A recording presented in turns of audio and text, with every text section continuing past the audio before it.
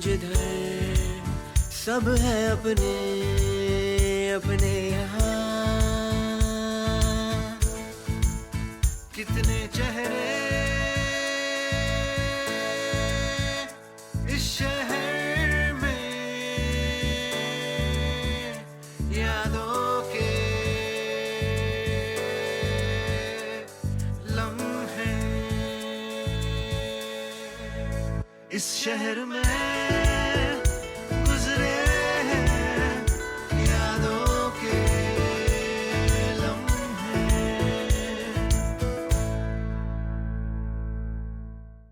है जज्बा जुनू तो हिम्मत ना हार, जो करे जुस्तजू वो छुए आसमां। ये सिर्फ एक पाकिस्तानी गाने के मशहूर बोल ही नहीं हैं, बल्कि आज के शो का थीम भी बिल्कुल यही बातें हैं।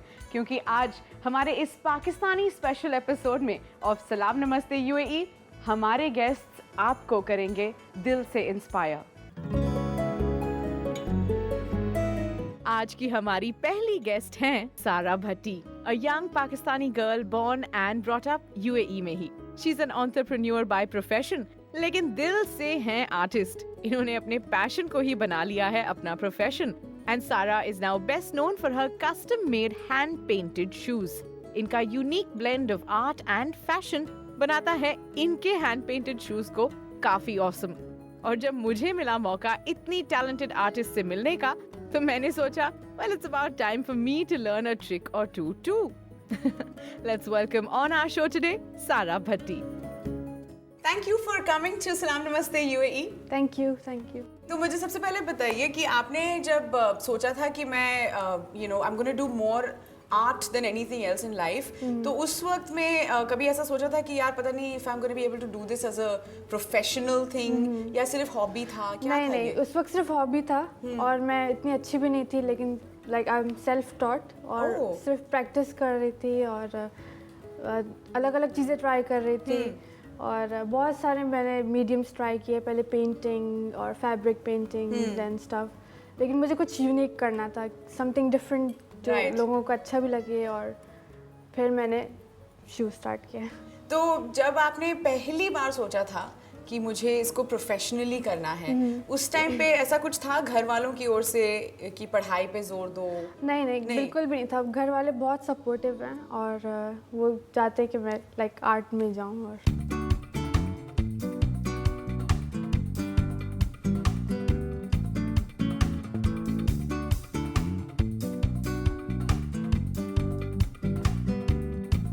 I know you've done some incredible work. Yes. How do people get to know about it? मैं रेगुलरली स्टॉल्स लगाती हूँ लाइक एवरी मंथ। Okay. और फिर वेबसाइट है मेरी, और ऑनलाइन में लाइक ऑर्डर्स आते हैं मुझे ऑनलाइन भी। और पाकिस्तान से ऑर्डर्स आते हैं? पाकिस्तान से हाँ ज़रूर आते हैं। Yeah? हाँ। That's wonderful. You also teach children art? हाँ, लाइक छोटे बच्चे होते हैं उनको आई टीच, और like I love kids and I love art, so दोनों का कॉम्बिनेशन बहुत अच्छा होता है। That's fantastic. अच्छा, यहाँ पे आज एक्चुअली आप क्या क्या शोकेस कर रही हैं? Take me through everything. Okay, ये शूज़ मैं बना रही थी अभी, एंड दिस इज डेकोपैच बॉक्सेस, और ये हैंड पेंटेड बॉक्स है। Oh wow. Galaxy. Oh nice. Thank you. ये लॉकेट्स हैं जो मैं हैंड प्रिंटेड लॉकेट्स लाइक बना रही हूँ। Wow. And ये this. भी डेकोपैच बॉटल है, Oof. कॉमिक। Paintings भी हैं. हाँ, ये कैनवस पेंटिंग है एक्रेलिक से। And then of and then course. Shoes, या World famous. Shoes आपके. टी शर्ट्स भी पेंट करती हूँ, और लाइक स्कार्फ्स और कुछ भी like bags also. I can see how, मतलब काफी लोगों को इन चीजों को देखकर काफी क्रेज भी होता है, बिकॉज एक तो comic book decoupage and all is really popular. I am looking at that Batman shoes there, these must be like fast selling, right? हाँ, वेरी फास्ट सेलिंग। और जब मैं एग्जीबिशंस लगाती हूँ तो I give like small workshops जिसमें लोग आके खुद डेकोपाज सीख सकते हैं। रियली? या, अरे वाह। so it's really fun, or anyone can do it. Anyone can do it, but not as well as you do, clearly.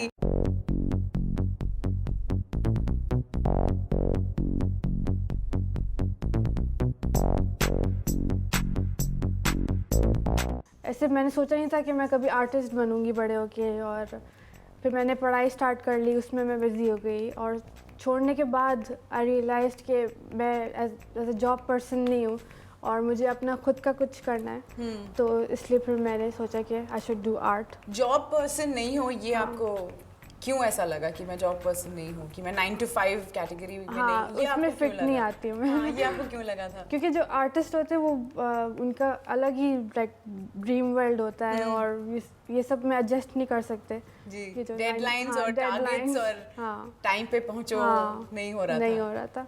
So what is your best time of the day to work? आप दिन में काम करती हैं, देर रात को काम नहीं, करती हैं? रात को काम करती हूँ जब कोई डिस्टर्ब करने वाला नहीं हो। रियली? तो आपकी सबसे बड़ी इंस्पिरेशंस भी आपको तभी आती हैं? हाँ, तभी आती है।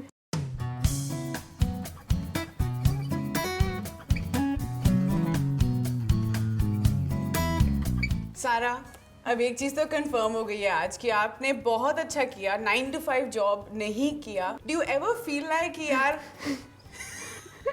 मुझे और बोलना चाहिए, ऐसे कभी आता है मन में सवाल? और बोलना चाहिए। और बोलना चाहिए?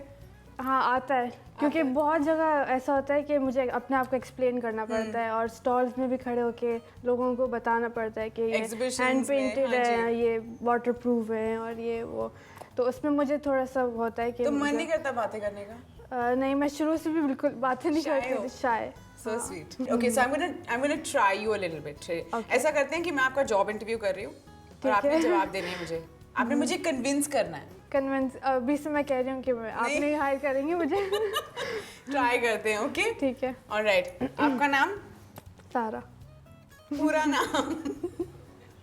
सारा You have to Bhatti. go beyond one word अपने जवाबों में, ओके? अच्छा, ठीक है, Okay. 2 वर्ड्स चलेंगे। तो हमारे क्रू वालों की भी ऐसी छूट रही है। ओके। रेडी? ओके, सारा आपका इंटरेस्ट क्या है? इंटरेस्ट आर्ट है।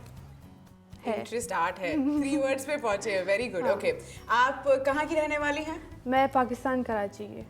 मैं पाकिस्तान कराची की। 4 वर्ड्स। Congratulations, progressing. और 5 हो जाएंगे नेक्स्ट। नेक्स्ट क्वेश्चन में 5 कर पाएंगे? ठीक है। ऑलराइट, आपका सबसे बड़ा सपना क्या है? मेरा सबसे बड़ा सपना ये है कि सबसे बड़ा सपना? हाँ, बोलो। कि मैं बहुत बड़ी आर्टिस्ट बनूं। Oh my God, job is all yours. Congratulations. Thank you. Sara Bhatti बेहद ही शाय हैं, लेकिन इनकी इस कहानी ने आई थिंक कईयों को इंस्पायर किया है, उनकी अपनी फैमिली में भी और आज इस शो पर भी। थैंक यू सो मच सारा। Thank you for having me here, और बहुत अच्छा लगा आपसे मिलकर सच्ची? इंटरव्यू देके।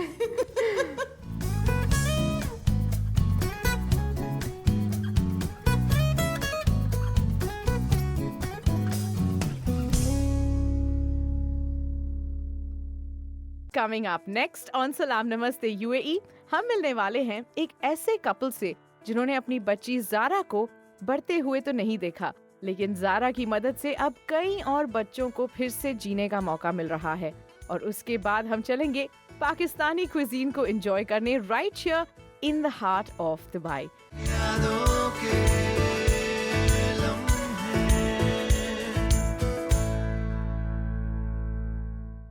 यादों के लम्हे।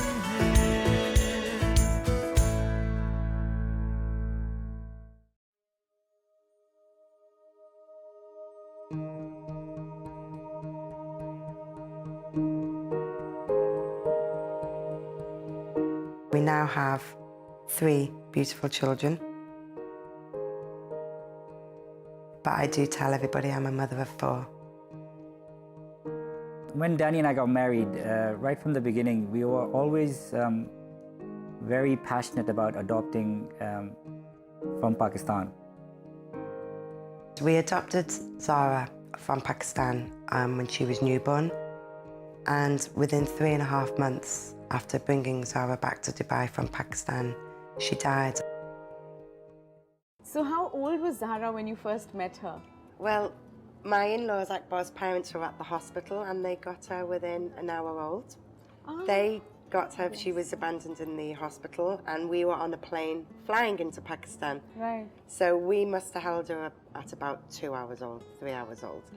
And the minute I held her in my arms, the love just exploded. I just knew she was my daughter. There was no, there was just no distance. It was like we were together. And There was a I- connection and you Immediately. felt it, yeah. Immediately. like I'd given birth to her.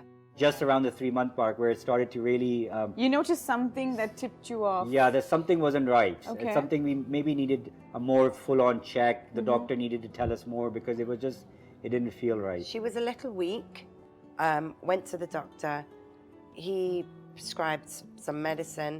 The next morning, Akbar had to fly back to Pakistan for a funeral. And I woke up and Zara was blue in her cot. The first thing the doctor actually said to us was, what was the result of our heel prick test? Okay. And we were like, again, as first parents, we were like, what is that? You know, we didn't even know what a heel prick test was. And he explained to us that whenever a child is born, automatically, mostly in the Western world, is done automatically. You take a heel prick blood test of the child. Okay. And then you take that blood and you test it if there is any abnormalities in the child or anything Right. like that. Obviously, because we had brought Zara from Pakistan and we brought her to Dubai, even in Dubai, certain places, they weren't doing it automatically. We never did the test. Okay. So we never had the results of those tests. So that's why the doctor actually didn't know what was wrong with Zara. You can't take, like, she couldn't take any milk. You know, it's difficult for her to eat anything because it's a disorder. The food or whatever the intake, they can't break She it down. can't break it down. She became like a toddler because she'd just gone so much bigger with all the fluids that every single one of her organs failed. Until on the three days into Tawam, she then sadly died. This condition was detected at birth. Would Zara have had a chance? Yes, yes, she would. I think she would have been on medication all her life or a certain type of diet, but yes, she would be alive today. And that's the most powerful thing about newborn screening. It tells you from birth what illnesses the child has, how you can help to prevent it, and what medication you can go on.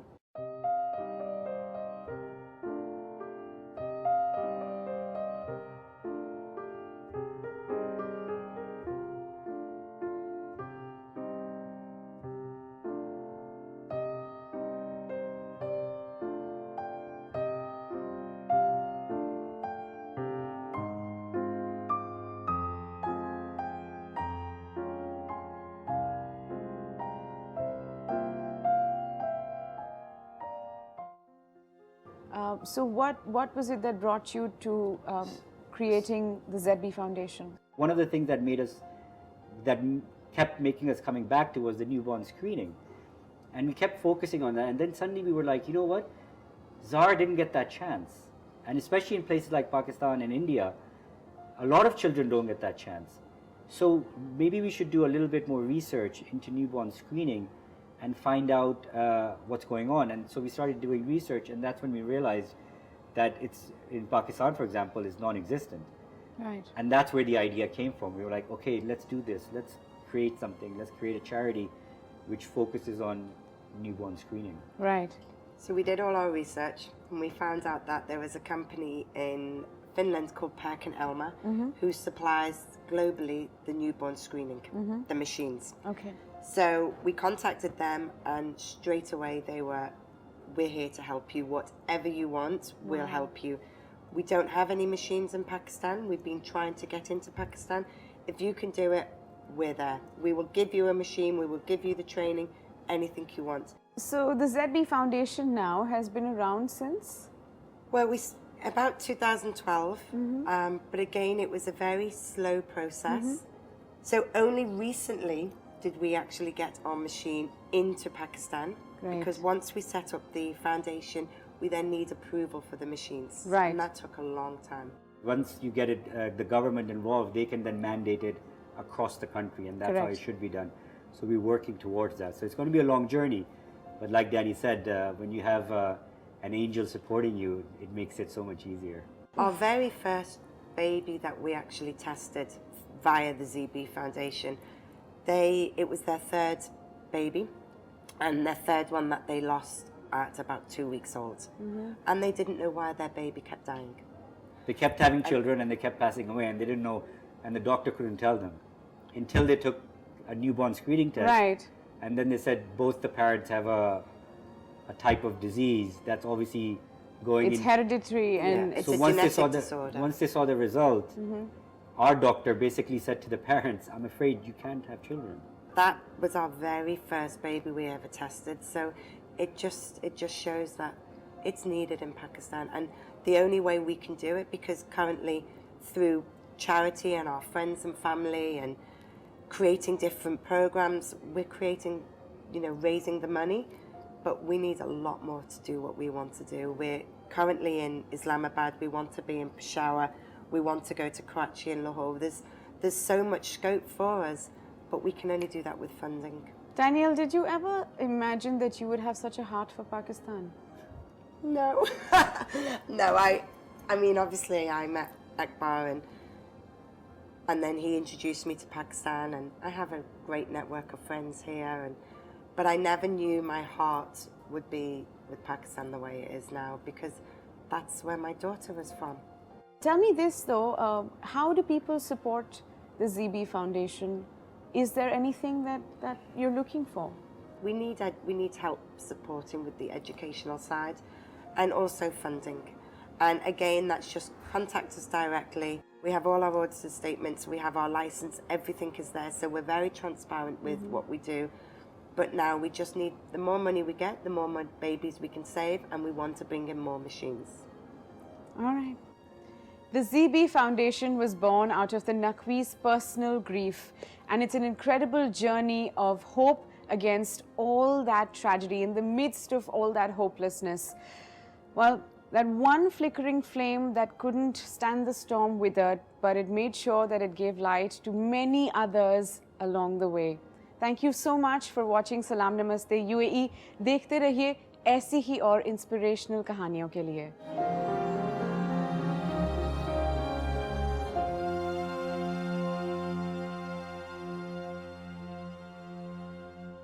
यादों के लम्हे,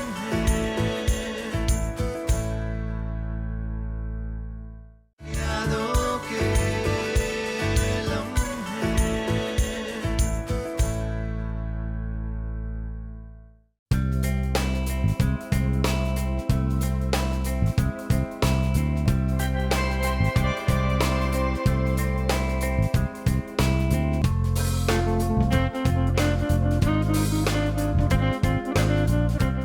Pakistani special episode सलाम नमस्ते UAE का completely incomplete रह जाता अगर हमारे टेबल पे कोई ऑथेंटिक पाकिस्तानी फूड ना होता। इसलिए हम आप पहुंचे हैं बारबेक्यू डिलाइट्स में, एंड हमारे साथ इस वक्त हैं the owner Samina Ahmed. Thank you for joining us on the show. Thank you for coming here. तो आप समीना पाकिस्तान में कहाँ से हैं? जी, मेरी पैदाइश और परवरिश तो कराची में है, में से थी है, मगर मेरा एंसेस्टर्स पठान हैं, फ्रॉम द फ्रंटियर। अच्छा जी। और मैंने सुना है कि ये जो खाना है ये भी कुछ उसी रीजन को बिलोंग करता जी, है। हमारा काफ़ी जो इन्फ्लुएंस है वो अफ़गानी और north western part of province of Pakistan. जी। Oh my god. तो वैसे तो हमारा रीजनल सब कवर करते हैं, मगर जैसे पेशावरी और कढ़ाई और अफ़गानी खाना हमारी स्पेशलिटी है।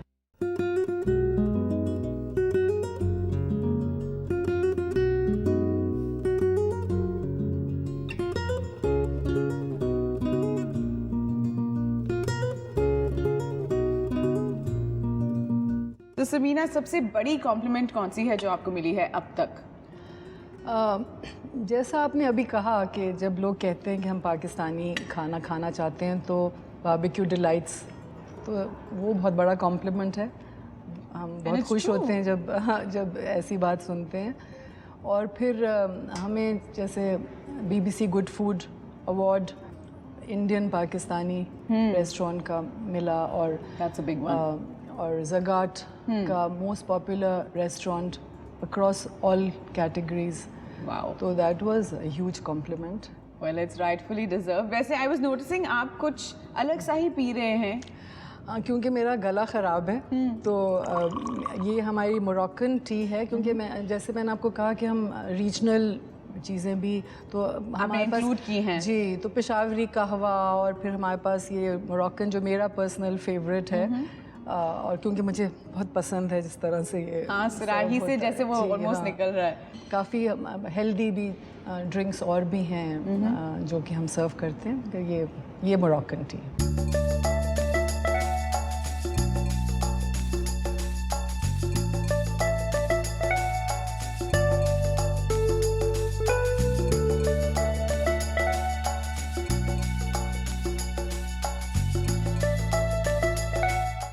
इंडियन रेस्टोरेंट्स में जब आप जाते हैं तो आपकी कोई एक फेवरेट डिश है जो आप हर बारी ऑर्डर करती हैं? मुझे साउथ इंडियन, क्योंकि बहुत फ़र्क है हमारे खाने से, तो वो बहुत आप वो पसंद enjoy है। करती हैं? और फिर दाल मखनी, हम भी हमारे रेस्टोरेंट आपके में यहाँ भी भी बनती है जी, दाल जी, मखनी तो? मगर वो हमने जैसे रीजनल अपनाया है। जी। पाकिस्तान में नहीं दाल मखनी बनती है। बिल्कुल नहीं बनती? नहीं, ये पाकिस्तानी चीज़ नहीं है, ये अब बनने लगी है मेरे ख्याल में कुछ रेस्टोरेंट्स, क्योंकि हर चीज़ इंटरनेशनल और फ्यूजन होती जा रही है। करेक्ट। जी।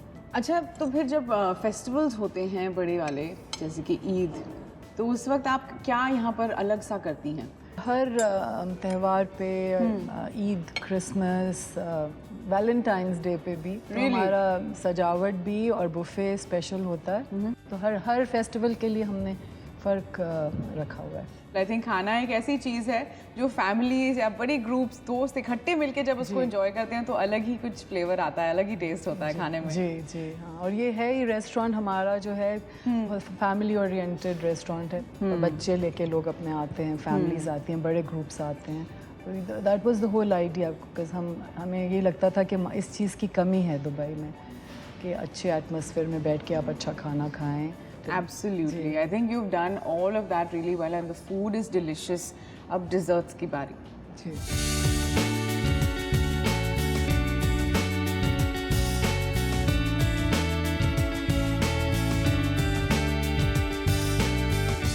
यहाँ कुछ आपने दीवार पे उर्दू में कुछ लिखा हुआ है। जी, ये उन ख़ास की खुआ की टाइप की पोइट्री होती है जो पाकिस्तान में और इंडिया में भी मेरे ख्याल में ट्रक्स के पीछे लिखी होती है। जैसे माँ की दुआ, जन्नत की हवा, हाय देख मगर प्यार से। और फिर एक ख़ास जो है, पप्पू यार तंग ना कर। पप्पू कौन है? अब ये पता नहीं मैं क्या किस तरह से ये डेवलप हुई है, मगर ये कॉन्वर्सेशन पॉइंट के तौर पे ये जैसे मुझे याद है कहीं बम्बे में हमने पढ़ा था, ट्रक के पीछे लिखा था, बुरी नज़र वाले तेरे बच्चे जिए, बड़े होके तेरा खून पिए। अच्छा, ये मैंने नहीं सुना। ये मैंने नहीं और सुना। आपके यहाँ काफ़ी सारे ये कलरफुल पीसेस भी हैं all around the place really. Truck art के Truck art. पीसेस हैं जी। Okay. जी। तो ये इसमें बहुत ही इंट्रिकेट काम है, हाथ से बना हुआ है। मैं खुद जब वर्कशॉप गई थी उनके पाकिस्तान में, कराची में, तो मैं खुद हैरान हो गई, क्योंकि देखते तो हम हमेशा थे, मगर जिस तरह से वो बनाते हैं, छोटे छोटे एक एक पीस में हज़ारों छोटे छोटे हाथ से कटे हुए पीसेस और पेस्ट हुए, उससे ये तस्वीरें बनाते हैं। तो वो हम उनको दिखाना चाहते थे और बहुत पसंद किया गया है। बहुत हमें इससे कमेंट्स मिलते हैं और मैं इस लिहाज से बहुत खुश हूँ कि मैंने उनको यहाँ इंट्रोड्यूस किया। Well Samina, thank you so much. सिर्फ मेरी ओर से नहीं पर हम सब की ओर से, एंड बाय सब आई मीन वो सारे लोग जिनके लिए बारबेक्यू डिलाइट्स आना is a must do thing, हफ्ते में एक बारी कम से कम। हम सब की ओर से thank you to you. Thank you. बहुत खुशी हुई कि आप यहाँ आई और हमें चूज़ किया इस इंटरव्यू के लिए। ये तो होना ही था। And he was wishing you all the best Samina. Thank you, शुक्रिया बहुत।